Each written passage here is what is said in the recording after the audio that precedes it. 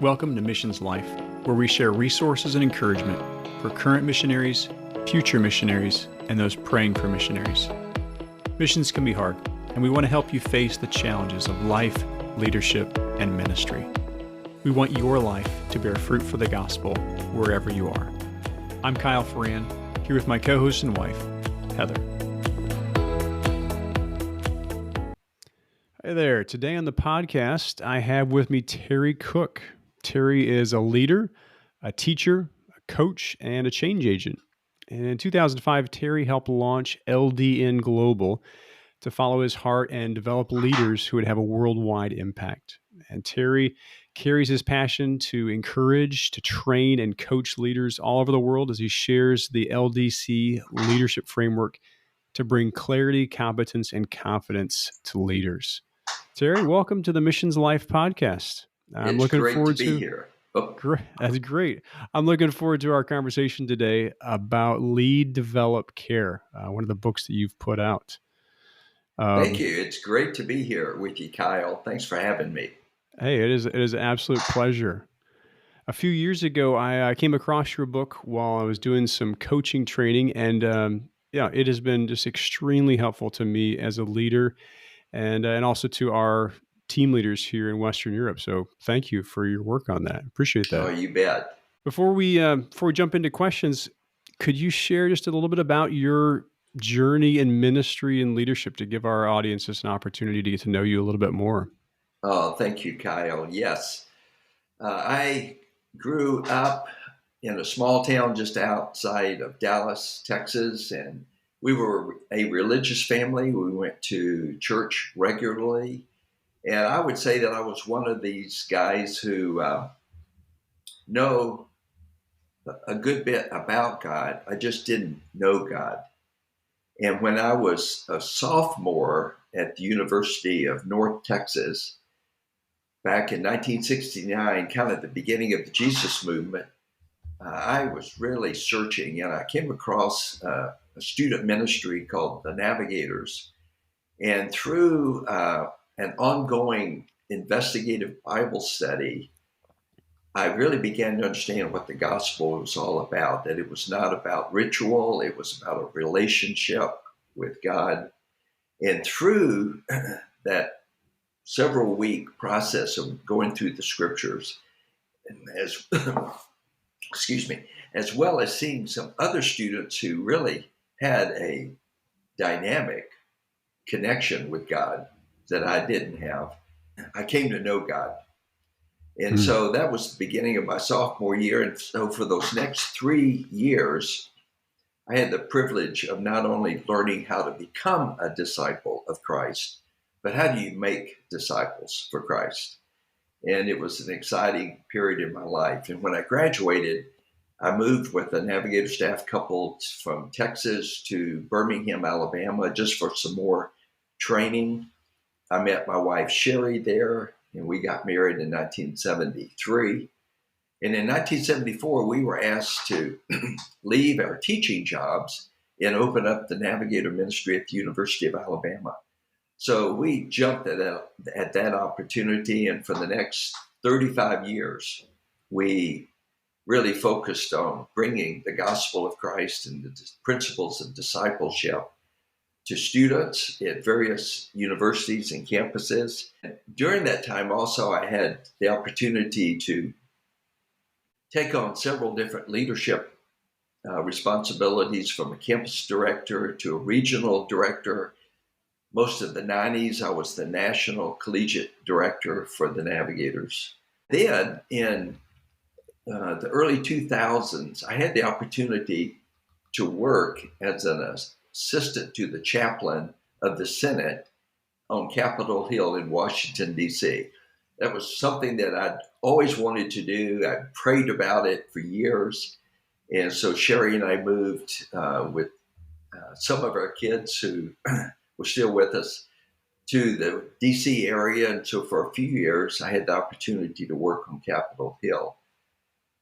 During that time, one of my Navigator staff colleagues and dear friends and mentor, Paul Stanley, and I began talking about what we were seeing in the leader development arena, especially in Christian mission agencies. And we felt that there was a real need to bring some help to that. And so we began putting together this lead develop care model about 2004. And I was working on the Hill and also helping a little bit overseas with some mission agencies, getting it started with them. And it just began to take off. And so after a short period of time, I finally had to leave the Hill and began focusing full time. And so really about the last 18, 20 years, I've focused on helping leaders, first and foremost, to live and lead like Jesus. And then now that we've also moved into the marketplace, we want to help any leader start practicing these biblical principles that will make a huge difference, not only in their company, but in their family and in their any leadership arena that they're exercising. Oh, that's really good. Thanks for sharing that. It's exciting to see how God moves us along the path and continues to use us in different ways there. So as I was going through your book, I noticed it was a bit different than a lot of other leadership books that I've gone through. Most leadership books, well, you're going to hit tactics or principles of leadership, and yours was different. Could you unpack a little bit what makes Lead Develop Care different than most leadership books? Yes, thanks. First of all, let me say that there's some great resources out there. And I'm so thankful that a lot of people have put a lot of energy into writing books, doing podcasts, different things to help leaders increase. So that's I'm very grateful for that. But I think the biggest difference between LDC and some of the other things that are out there, I would phrase it this way: it's a framework, not a grab bag. And let me see if I can explain that with this illustration. I think most of our listeners would have had some experience with jigsaw puzzles. And let's just suppose that in front of you, you have a 500 piece jigsaw puzzle. All the pieces are in the box. And it's important to remember that every piece in the puzzle is important for the completion of the puzzle. You don't want to look at a piece and go, "No, I don't want to deal with that. I'm just going to throw that one away." Every piece is important, and you'll use it at some time. But at the same time, as you pick up a particular piece and you look at it, and you notice it has a different shape, it has some colors on it. It forces you to ask the question: how do I know where to put it on the board? Because as you look at all the pieces, it's just this jumble, this pile of pieces. You need the box top. It gives you the big picture. And an example of that, a quick example that people will understand, is that when you think of the question, what do you do if, heaven forbid, your clothes were to catch fire? The answer, and I use this all over the world, and everyone says it, is stop, drop, and roll. Now, when you think about it, there are other things that you could do. You could try to find a fire extinguisher. You could pick up your phone and dial for the fire department and have them come over. Or maybe you could round up some of your friends and they could come over and help you put it out. All of those things are options that you could do. You'd probably die before any of them got there. What stop, drop, and roll helps you when you're under the pressure to do the right thing immediately. It tells you everything you need to know and do, not the 20 options that you could do, but what are the absolutely few things that you could do. And that's what a framework is. It's a mental construct or a word picture that gives that clarity and relationship of the pieces. The question is, though, where is our leadership box top? all of us over the years have been collecting tips and tricks, tools and practices, principles and concepts, all of which are helpful. And like the pieces in the jigsaw puzzle, you don't want to throw any of them out. But again, the question is, how do you make sense of it all? How do you know which piece to use, when, how, and so forth? And I find that most of the time, as leaders, when I look back over my years, decades even of leadership experience, as I face different things, I would sort of reach into the grab bag full of these tips and tricks and say, well, maybe I can use this. It worked before. Maybe I can use it again. And it may or it may not actually be effective. What a framework can help you to do is not just hopefully almost blind with a blindfold on, pull something out of the grab bag and see if it works. It's a way to be reasoned and rational about what you absolutely must do at this particular point. And so I find that we tend to complicate leadership.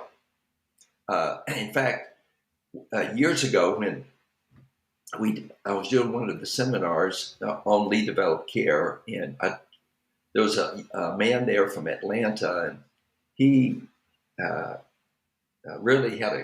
he really connected with the model. And I was chatting with him by phone a couple of weeks afterwards, and I said, "Hey, what's your response to this now?" And he says, "Hey, I loved your model, and so forth, but I felt it was lacking a few things." And I felt like it wasn't quite comprehensive enough. So I've worked on a new model. And I said, "Really?" "Well, tell me about it." He said, "Yeah, it has 19 primary responsibilities where we have 3. And I said, "Wow, 19, that must be pretty comprehensive." Then I asked him this question: "Do you have the model in front of you?" And he said, "No." I said, "Can you see the model right now?" He said, "No." I said, "Okay, give me the 19 points in your model." He could come up with 3. Oh no, not very effective to remember And there on the fly. and that was the point. It was like, okay, this is a model that you just created, and yet you can't even remember it. And that's why we've wanted our framework to be simple enough to where it's easy to remember. You can think about it as you're going to the office. At the same time, it is comprehensive enough because we have found every people leadership issue you can face can find its home under one of those 3. That's really good. And it enables you to be proactive, not just reactive. And it's also reproducible. For you to tell the next generation of leaders, here are the 19 things you have to think about every time you walk into the office. I mean, they're not going to be able to pick that up. So we have found that by really focusing in on a framework and then keeping the grab bag of tips and tricks, but then filtering those through the framework provides a much better approach to leadership. Well, thank you. That's a really good. And yeah, in my own personal experience, that's definitely what I found was uh, being in leadership for, I think it had been about 8 or 9 years when I found your book, and I had a massive grab bag, but I hadn't found that framework yet. And this really, really helped me to be able to fit a lot of those things under them and be able to categorize them and better use them actually, Mm-hmm. because I could see where they fit better. And now everything that comes in as I read it, I can mentally kind of put it in its right place Yeah. and be able to use it better then. So it's been very Good. helpful for that. So Oh, good. one other question there was, how does lead developed care fit in with servant leadership? We hear a lot about that. Talk to us about that. Where does that fit? Oh, that's such a great question. And it relates to a very great concept, this servant leader concept. And yet, let me be a little bit provocative here by saying that while the servant leader model is very important. It can also be a trap for leaders if you use it for what leaders do. And let me explain it. We tell our Christian audiences that we want to live and lead like Jesus. So who is our model for what leadership is all about? Well, obviously it's Jesus. And I like to ask this question: what does that look like? Well, typically they jump to John 13, which is Jesus washing the disciples' feet. And we've kind of translated that into, if you want to lead like Jesus, you should do the low, menial tasks that no one else wants to do. And I said, well, let's take a deeper look at that. And Jesus does something very provocative, so provocative. Peter even said, "You're not going to wash my feet." And what he was basically saying to Jesus was, Jesus, rabbis do not wash the feet of their students. It was so radical, so shocking.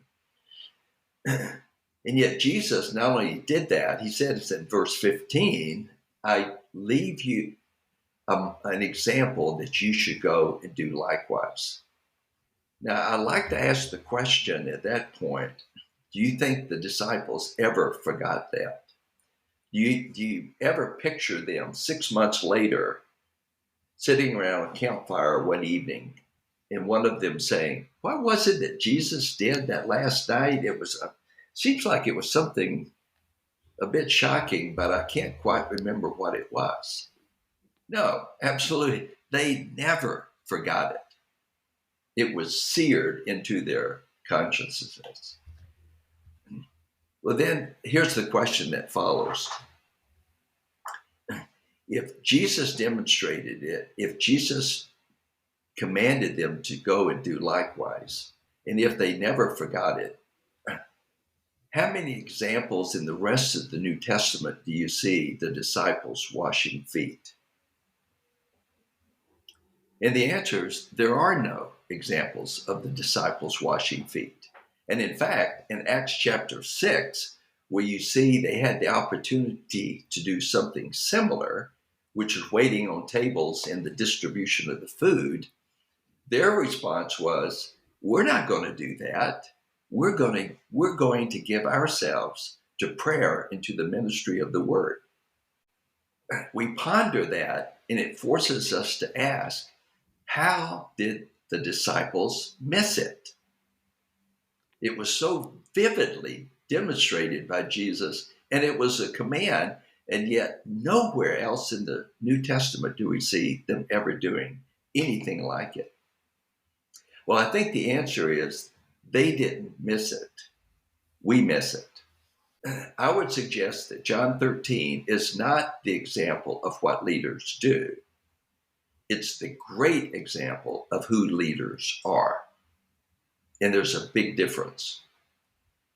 If you, again, as I stated at the beginning, if you use the washing of feet, which again we translate into doing the low menial tasks that no one else wants to do, then you end up spending all of your time running around filling up everyone's coffee cup, thinking that you're leading them when you're not actually leading them. You are serving, but it's not the same thing as leading.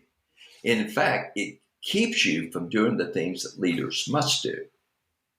So the servant leader model is really important in terms of who leaders are. A servant leader does whatever the Father asks him to do. He or she can be the President of the United States, or they can clean toilets, whatever the Father asks them to do. They can serve anywhere on the serving spectrum, but it's not a substitute for leading. I would say that the dominant leadership metaphor in the scriptures for what leaders do is the shepherd model. And it's replete throughout the Old and the New Testament. David in the Psalm 23, he does not say, the Lord is my servant. He says, the Lord is my shepherd. In Psalm 72, It says, David shepherded them with integrity of heart, with skillful hands he led them. Again, in the New Testament, John 10, Jesus says, I am the good shepherd. And then you look a little bit further in 1 Peter 5, Peter tells the elders to shepherd the flock that God had given them. So our lead, develop, care model came from an inductive study of the shepherd model in both the Old and the New Testament. And while the servant leader model is critically important in terms of who a leader is, it's quite different from what a leader is to do. That's really good.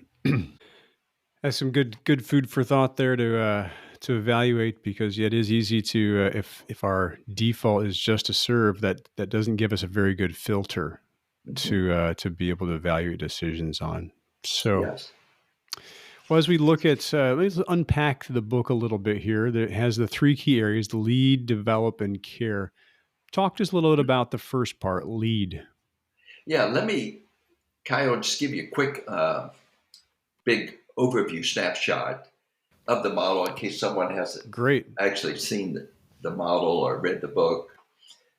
There are two key components to the model. Picture three circles, a Venn diagram, if you will, that are overlapping. And we call those three the primary responsibilities.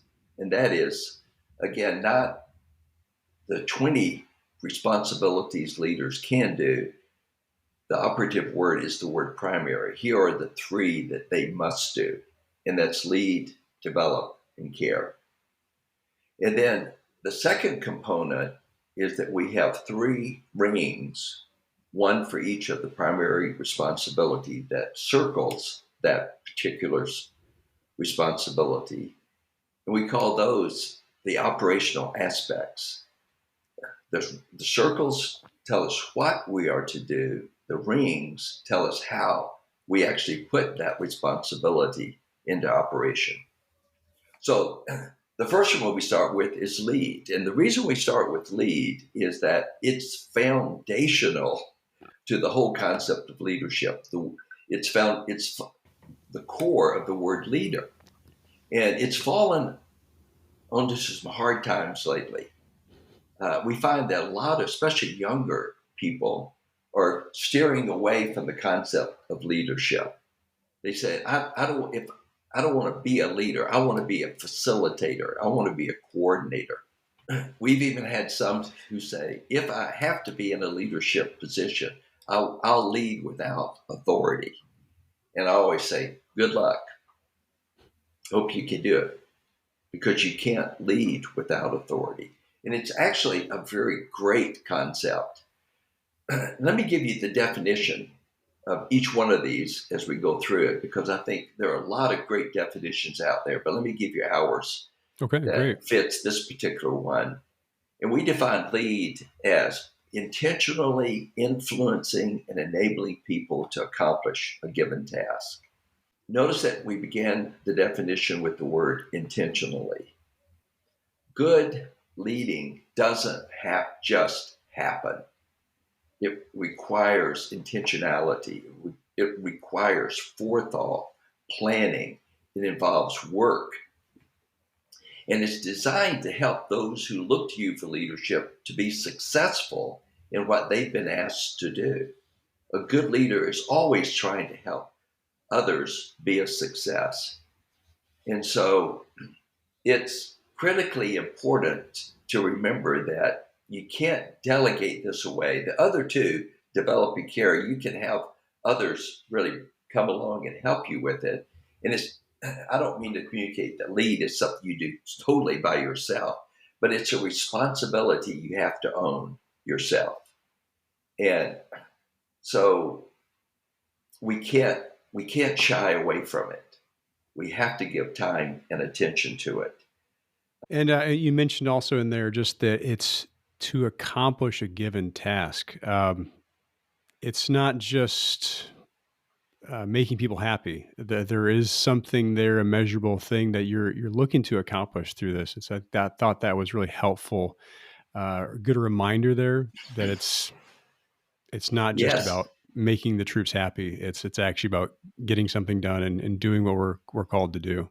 Yeah. In fact, leadership always begins with a task. And it's interesting when we do a seminar from time to time, we'll illustrate this. We'll have people sitting at tables, and then I'll ask them to all stand, and they all stand and they're looking at me, and if I'm doing it, for about 20 awkward seconds.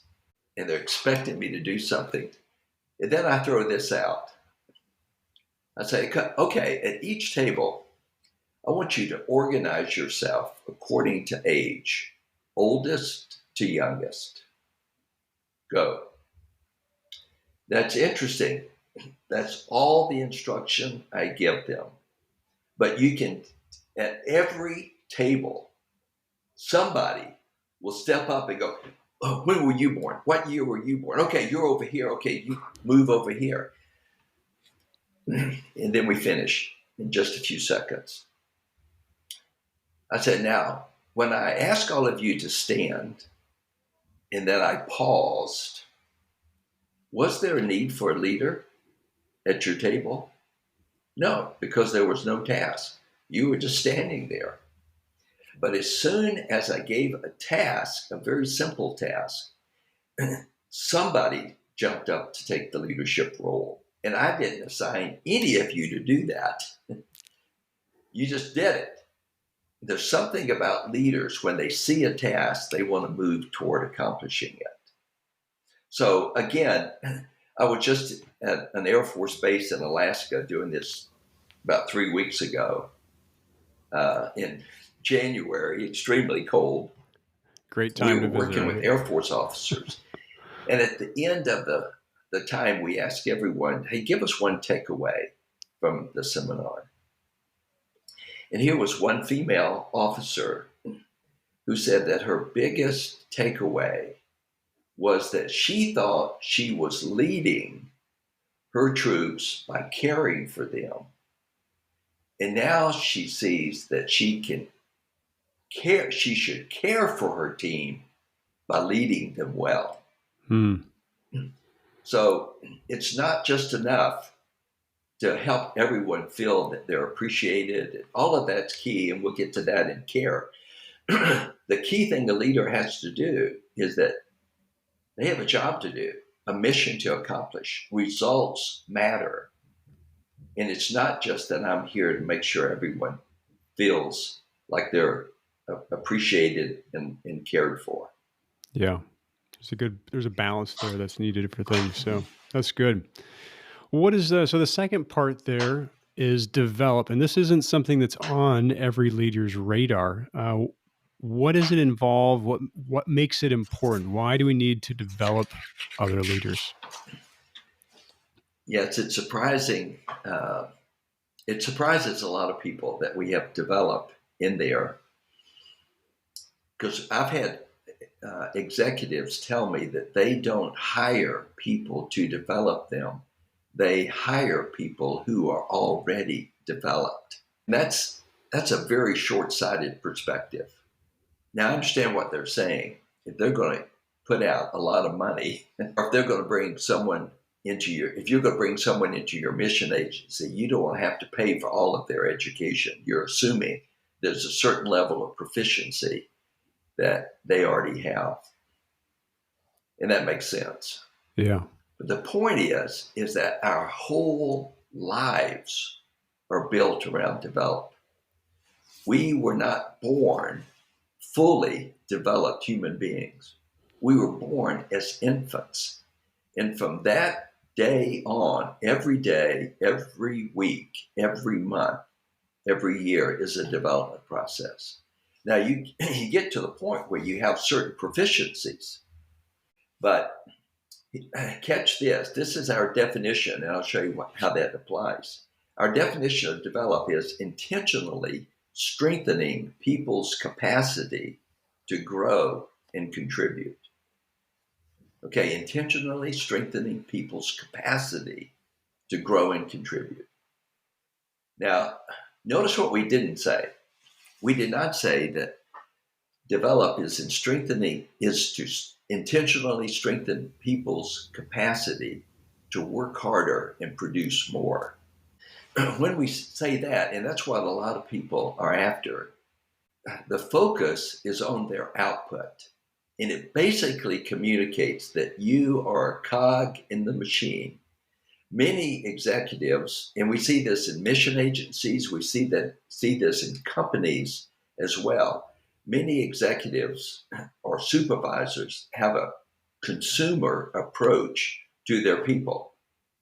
And by that, I mean, it's like the coffee cup I got this morning at Panera Bread Company. That coffee cup helps me consume that coffee. But what did I do with the coffee cup once the coffee was gone? I Probably tossed threw it. it away. Yeah, it's in the trash can. And a lot of people do that. They view their employees, they view even their teammates that way. That you are here to produce. I want to get out of you what you have. And as soon as that is consumed, I'm going to get rid of you because there are 20 more people waiting behind who can step into your place. And it's a very short sighted approach when we do that. When we don't add develop, we basically mortgage the future. Hmm. It's it pays a lot of dividends. It's a present activity that pays future dividends. Develop, we have found over years, though, is the one primary responsibility that's missing the most. Why do you think that is? Well, it's because it's the hardest.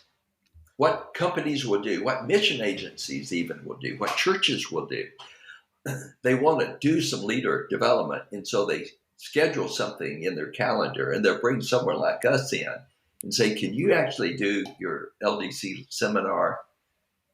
Sure. We come in, we give them 2 days, 1 day, 3 days, whatever. And then we leave. And what they do, they tend to check off leader development for the year. Okay, we're supposed to do it. We did it, done. Now it's back to usual. But when you look at our primary responsibility, I mean, when you look at the operational aspects for develop, which are teach, model, and coach, it involves a process. And in Western education, over the last probably 150 years, we've assumed that if you give them information, that they are developed.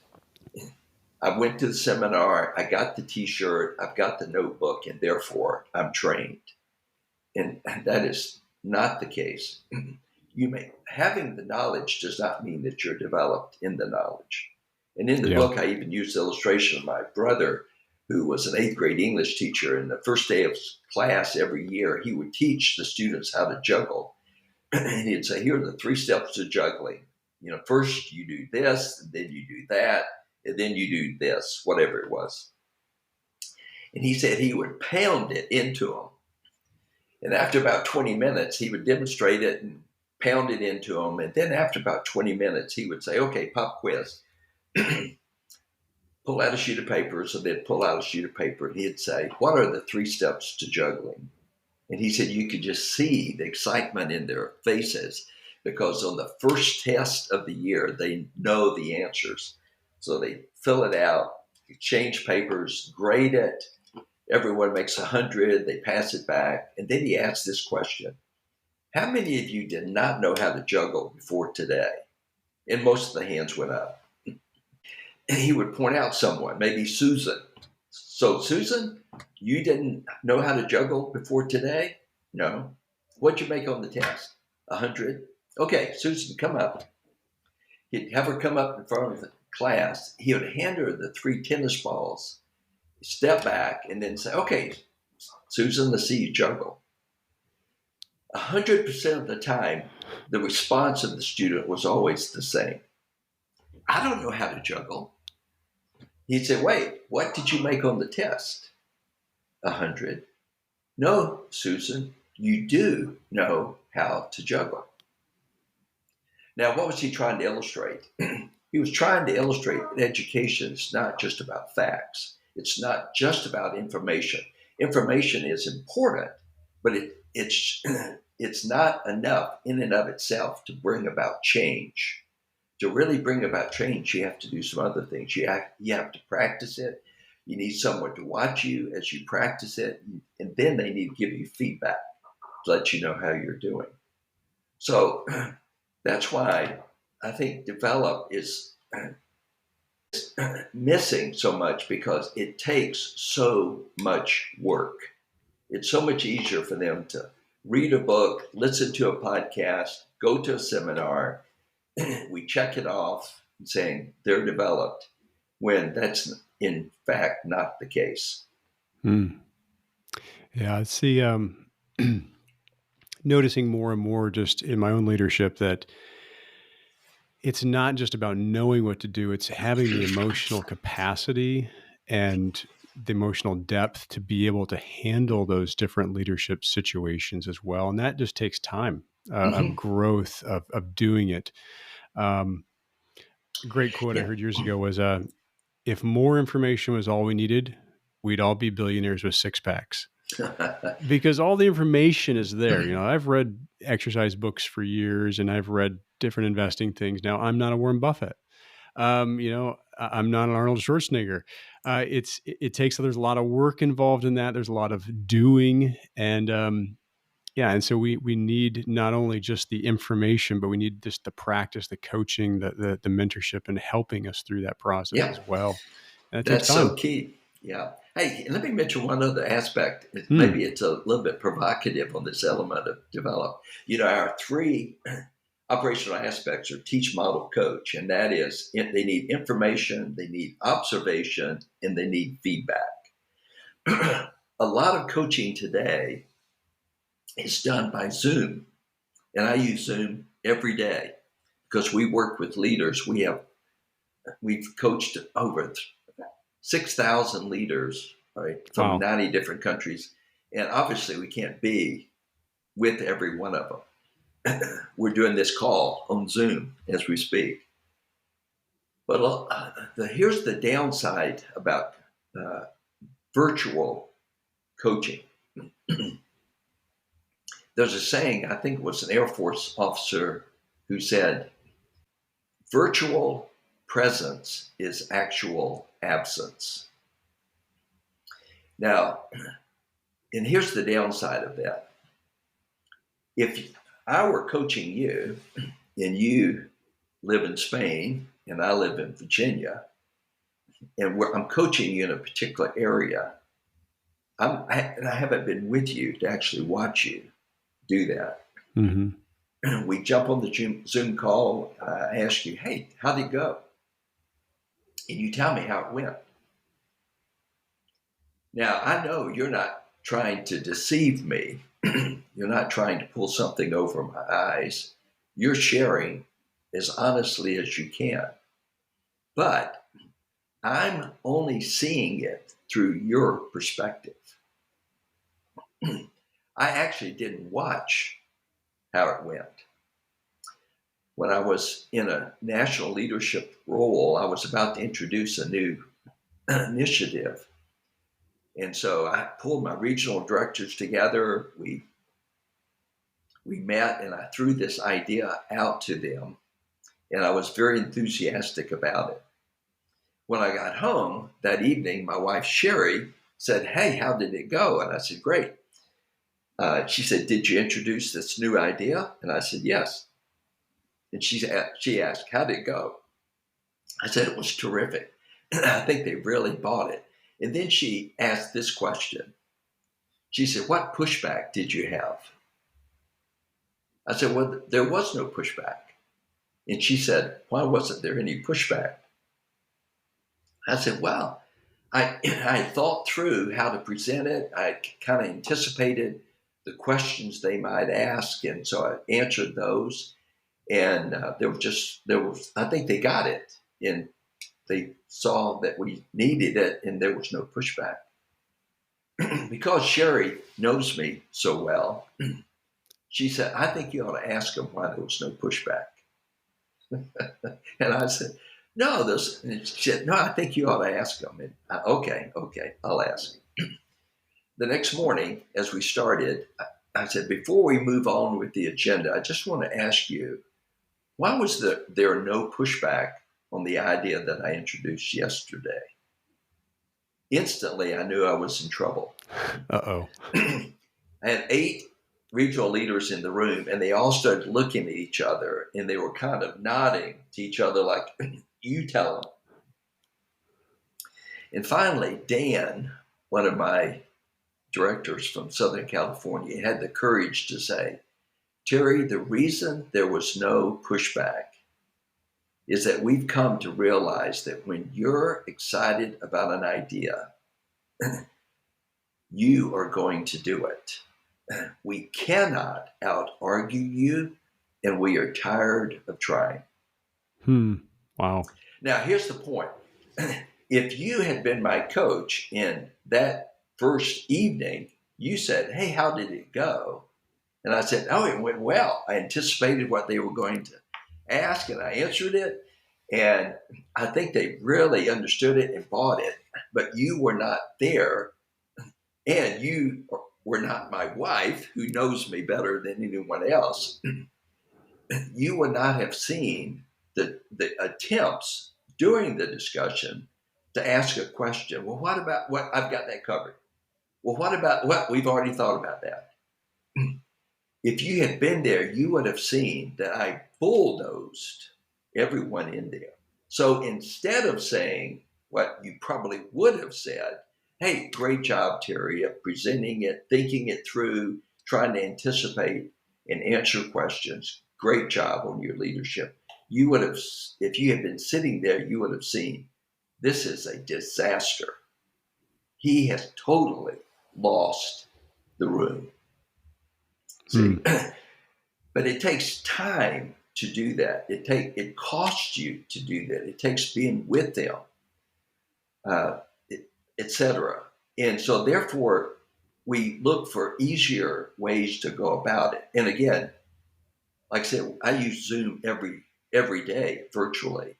But what I try to mix in is throughout the year, I'm doing trips to different countries to be with our teams, to be with them and then with their leadership arenas so that I can kind of watch and get to know different people, et cetera, et cetera. It helps me to do a better job of developing them because I actually saw it and also know the effect that that person's leadership is having on the rest of the team. But it's extremely costly. Yeah, And that would take we a lot more tend to opt time. for easier things.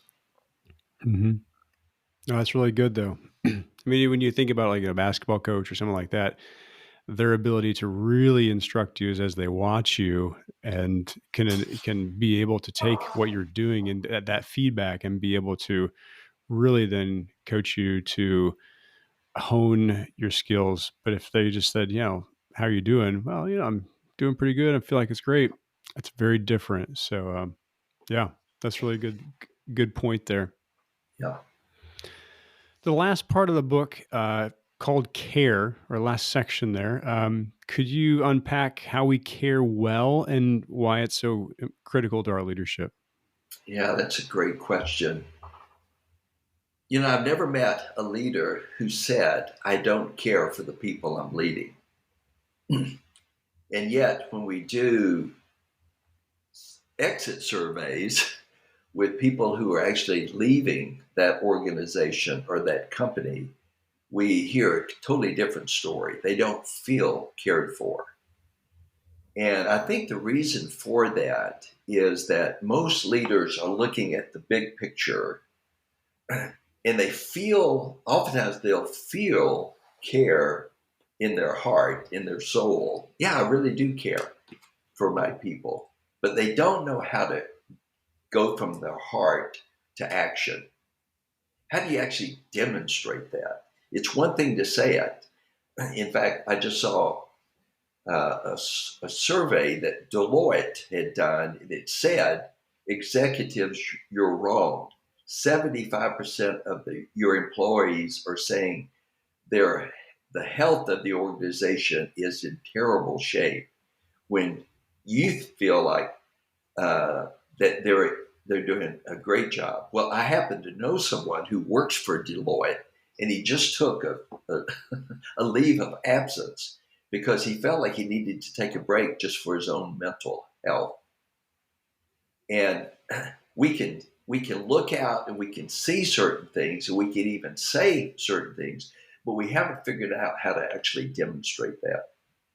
Hmm. So with us, we wanted to help leaders go from their heart to their hands, so to speak.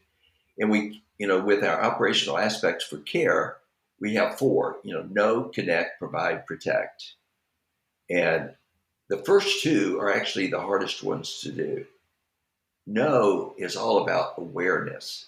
And I think oftentimes we just don't see what we should be seeing. We, I've had executives tell me this. I'll say, how do you feel like things are going in the office? He'll look out and he'll look he sees the different cubicles in his office, and he says, well, everyone's here and everyone's working. I think we're doing fine. Yeah, but do you really know? Tell me about Susan over here. How about David over there? What's going on with them? How do you feel like they're doing? Oftentimes, they don't know how to actually do that. And then connect is even harder. Connect is all about understanding. How do you how are you able to get to know them to the point where you understand where they're coming from? It doesn't mean that you necessarily agree with where they're coming from or the stand that they're taking, but are you able to fully understand it and communicate that you understand where they're coming from? We had a situation where one organization, one Christian organization, was giving the leadership was giving a presentation where the guy giving the presentation was talking about how they had met and had come up with certain decisions. And one of the women in the group who knew more about that situation than anyone else had not been asked to be a part of that committee. And she finally raised the question and just said, well, why wasn't I asked to be on that? Because that's where I work. And she had been in leadership for a number of years and was quite capable. And the guy giving the actual presentation kept saying, no, no, no, you don't understand. No, you don't understand. And then she finally broke down and started crying. And he said, no, but you don't understand. We weren't trying to do this. So I finally called for a timeout. I said, let's take a coffee break. So I went with the guy who was giving the presentation, and I said, what message are you communicating to her? You're saying to her, the reason you're upset is that you don't understand. You're the problem. If you understood, you wouldn't be feeling the way that you do. And he said, well, what could I have done? And I said, what if you had said this? Wow. Let me call her Heather. What if you had said, wow, Heather, I can tell this is really hitting you hard. And I think if I were in your shoes, I would be feeling exactly the same thing. Why don't we backstroke on this? Let's take some time out and let's chat together. And I want to understand further, where you're coming from and what your thoughts are. I said, it may not change ultimately what the committee decided, but you were able to really connect with her and keep her as part of the team. Mm-hmm. Okay. And then the other two, provide and protect. A lot of times we find leaders say, well, I've offered them a job. They've got a position in our organization. They're getting paid. What more do they want? What more can I provide them? Well, there's a lot more that can be provided for them. Are you giving them your time? Are you giving them feedback? Are you giving them? Are you providing them with opportunity? We got some exercises in the back of the book that uh, kind of points out, it helps leaders rather uh, do a little bit more in-depth look at some things that they can provide. And then, of course, protect is all about safety.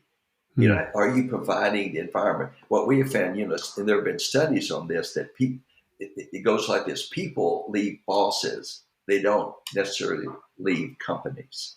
Yeah, I've heard And that. uh, and I've seen example after example of leaders who have really hurt people. I've done that in my own leadership, hurt people totally unintentionally, but did not provide them with an element of safety to show that I really did care for them.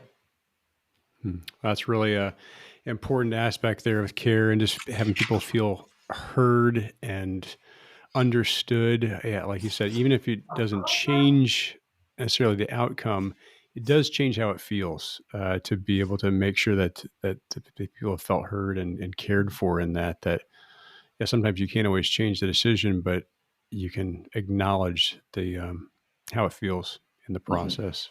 So that's Yeah, really good. yeah. Mm-hmm. One other angle on looking at lead developed care is, it has three key parts to it there.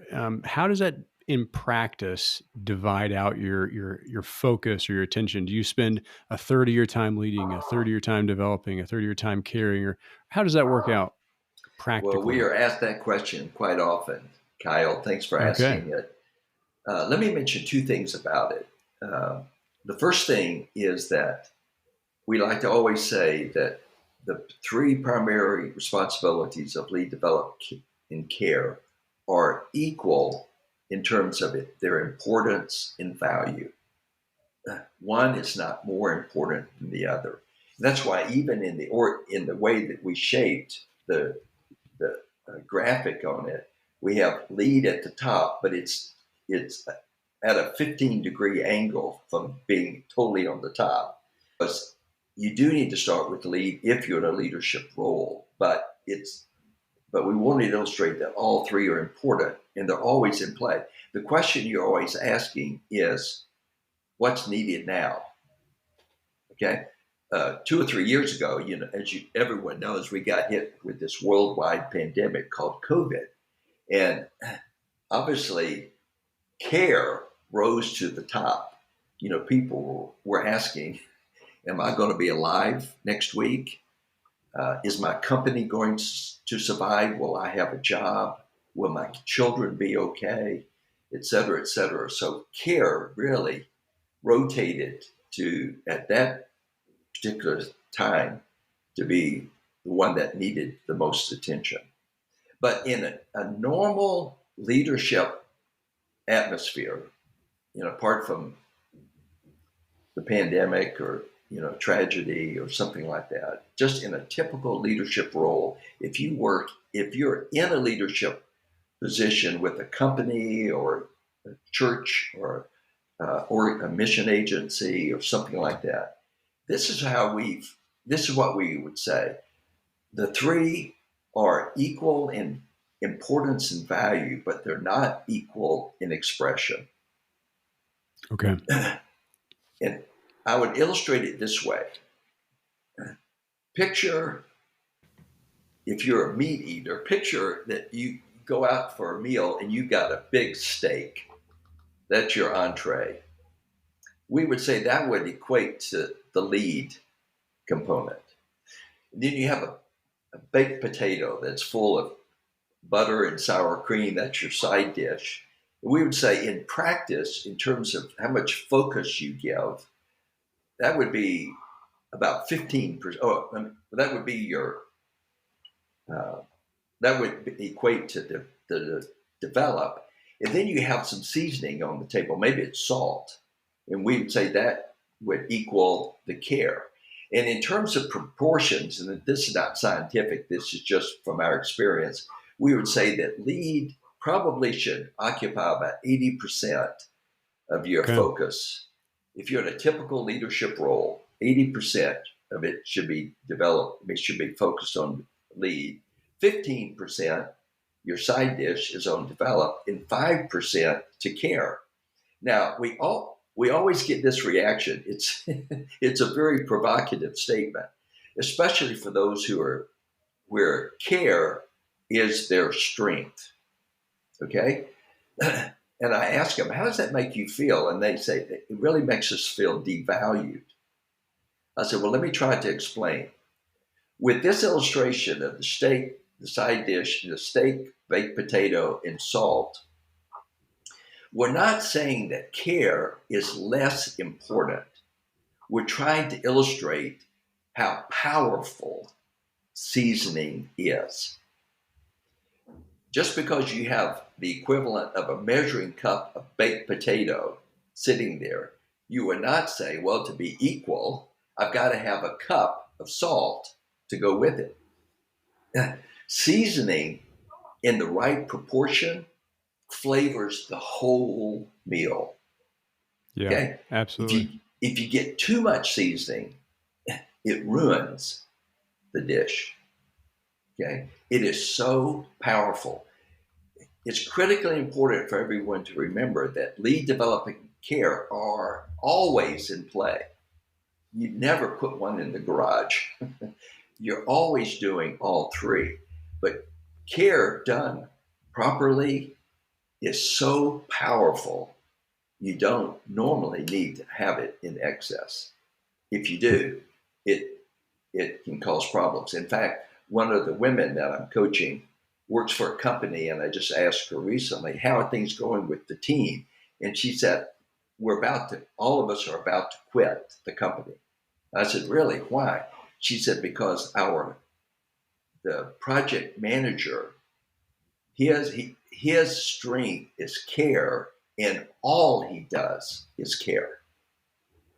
And consequently, things are not getting done, reports are not finished.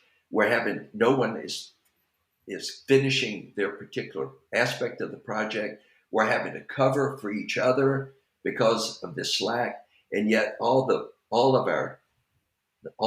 the boss is saying is everyone okay?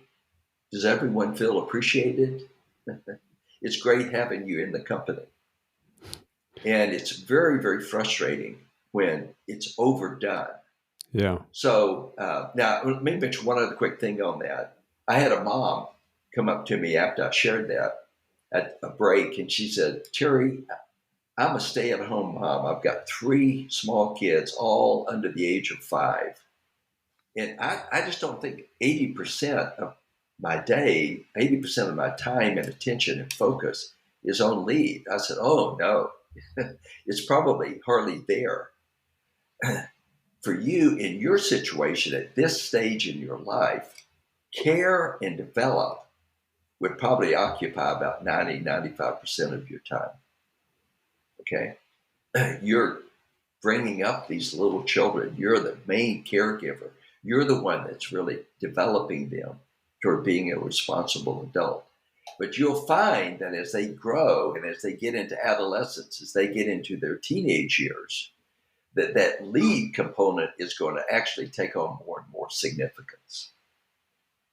So Yeah. there are stages that you go in, there are circumstances that you find yourself in where you again answer the question, what's needed now?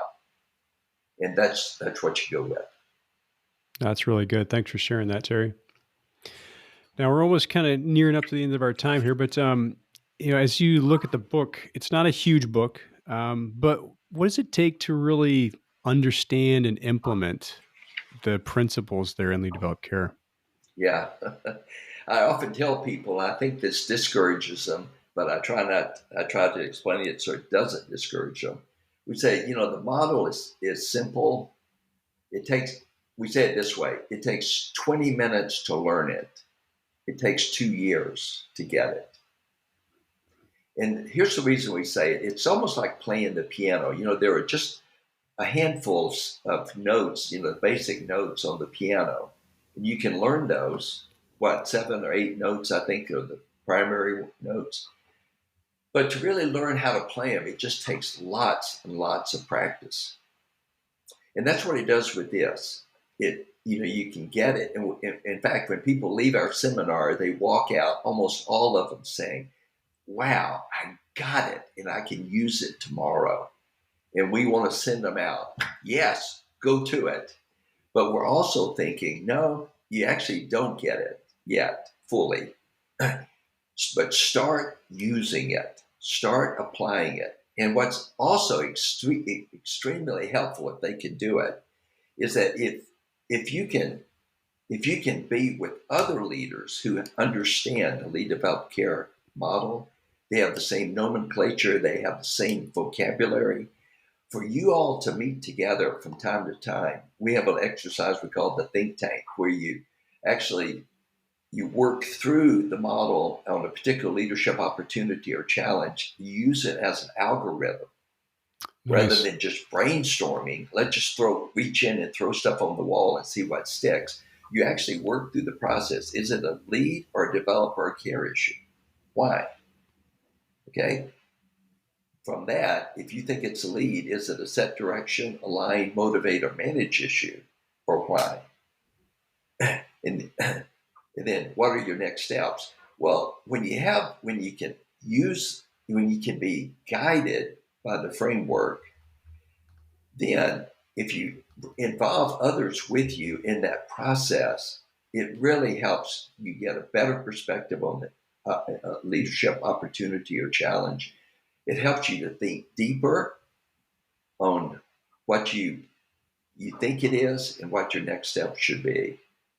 So it just, what we say, use it, but don't use it in isolation. Use it and then meet with others who can help you process it. And that's where coaching actually really comes into play to the most, is when you have a coach who can actually walk with you in your practice of lead developing care.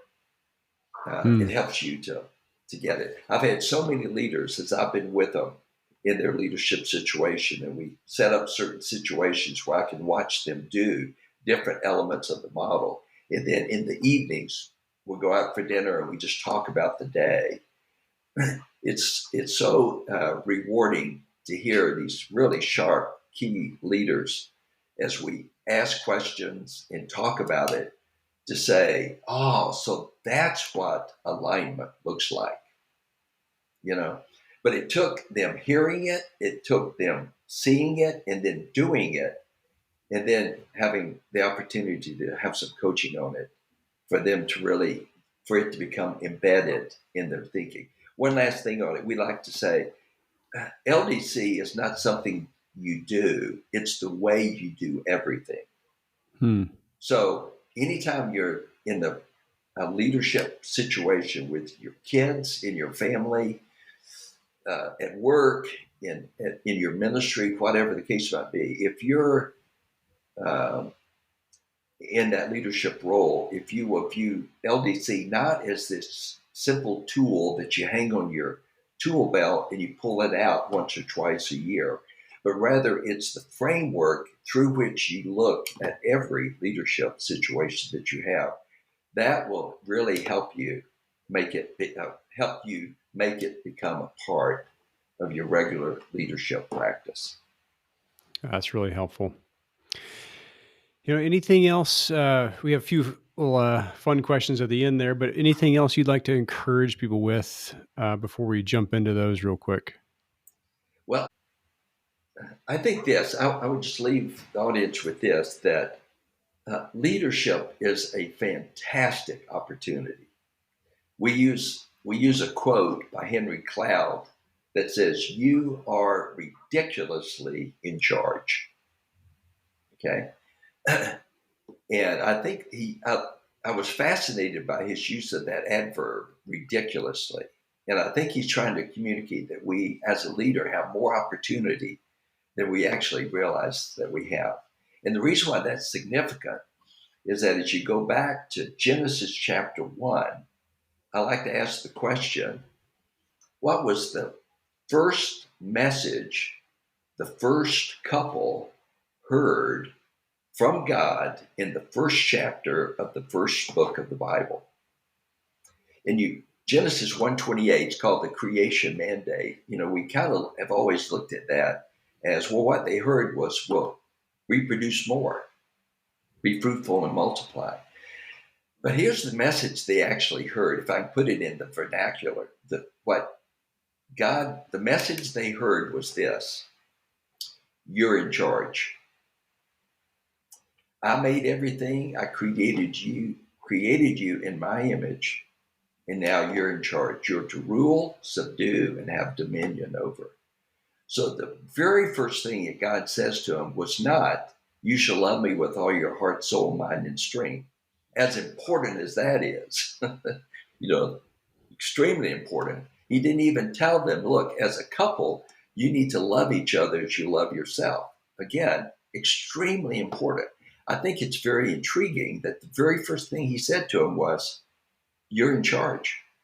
You're the leaders. The second thing he said to him was, be a leader developer. I want you to create more like you. I create you to be a leader and create more to be a leader. And so I think in the church, the reason I bring that up, I think in the church, with my navigator background, people have asked me, Terry, you've done so much in discipleship. Why are you now putting the emphasis in leadership? And I say, I'm always doing discipleship, but this is something I think that the church has missed. And I think the mandate in Genesis 1 is still in effect. It's to be demonstrated in the home, at work, in ministry, if you're coaching your kid's soccer team, whatever the arena, that mandate is still there, that we need to be the leader that God wants us to be. And yet we haven't helped people know how to do it effectively. And we feel like the lead developed care model can really help with that. But the ultimate thing there is, don't shy away from it. Move toward it, because it is a fantastic opportunity. It's not easy, but it's a thrilling adventure. And we want to see more and more people step up toward leadership. Absolutely. Well, Terry, it's been a real joy to have you on here with us and just to get your thoughts and your experience from that. I've enjoyed it. I hope others will also glean some things from that. At the end of the podcast, we like to ask a few just kind of random fun questions. And so, what is something you've read recently or listened to that you've enjoyed or found helpful? Yeah. Someone asked me recently, Terry, with all your travels, what are there some really key books that you studied? Do you just do Bible study on the plane? Which Christian books are you reading? And I always surprise them with, no, I don't. I love Bible study. I spend time every day in the Word. I've read zillions of Christian books, but for me at this stage of my life, I love reading a great mystery, a great uh, international intrigue series or something like that. And they kind of looked a bit shocked.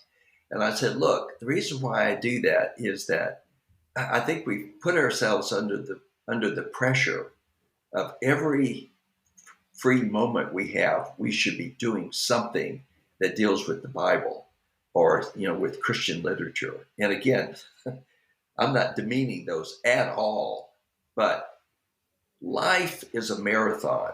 It's not a 100-meter dash. And now in a few weeks, I turn 74, and I'm realizing this more and more. It really is a marathon, and you've got to learn to pace yourself. And so, are there some things that you can do? Maybe it's gardening, maybe it's taking a walk, maybe it's just reading some fun novels that just give you a break and allows you to kind of relax a little bit, rather than constantly placing yourselves under pressure to always be producing more. To always, I want to take advantage of every second that I've got to do something greater or better or improve myself. Well, the thing I'm learning is Yeah, that's true. But it is a marathon, and learn to do those things that really give you a break rather That's good. than always feeling like you have to do more. So, kind of on that same topic, then, what activity or hobby do you do to stay energized or refreshed, Yeah, great other than question. reading? And maybe that's the one there. Well, reading is it for me. I mean, it's the main thing. I was an English major, so I grew up reading, and I still love to read. I think the other thing that I truly love to do. My wife Sherry and I have been married for a little over 50 years, and we've always enjoyed just walking together, taking walks together. Where we live here in Charlottesville, Virginia, we're surrounded by trees, and there are hiking trails all around us, and just to be able to uh, maybe even just 15 or 20 minutes, and behind our house is, full of trees. There's a river back there, and we'll just say, let's just do a walk. And I find that whether we're fully engaged in conversation or just walking together, I'm walking with the one person who's my best friend, and that energizes me more than anything that I do. The last thing, Terry, just where can people find out more about you or your book? Okay, thank you. Well, we have a website. It's leaddevelopcare.com. Very simple. Easy to remember. Leaddevelopcare.com. We have some resources on there. There's information. There's a store.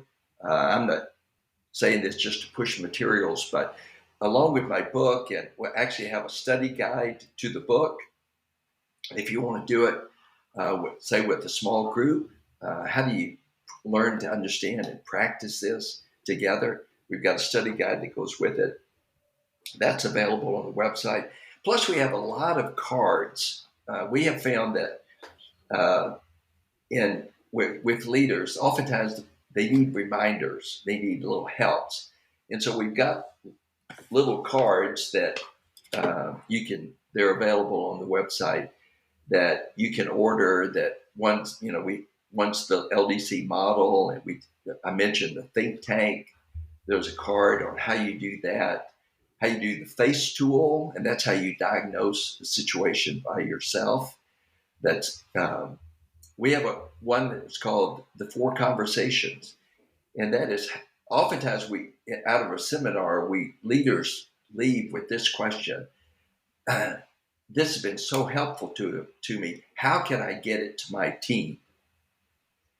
And they can get the book. There's an ebook, free ebook on the website as well. But we also have this thing called Four Conversations, and that is how can you sit down at four breakfasts at Panera or McDonald's or wherever you eat breakfast. How can you sit down four different times, take 45 minutes each session, and work someone through the lead develop care model? So it's all there. It's simple. You can stick it in your pocket or your purse. And so we have those resources because, again, we want to help people actually practice it. And so those are some of the things that are available there. Sounds like some great resources there. Terry, we're really thankful for you joining us on the Missions Podcast or Missions Life Podcast today. And it's been a real pleasure to spend some time with you. Thank you. Great. Thank you, Kyle.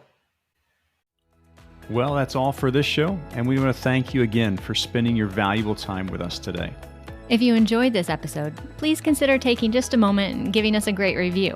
Your review will help people find the podcast and allow these resources to encourage more people.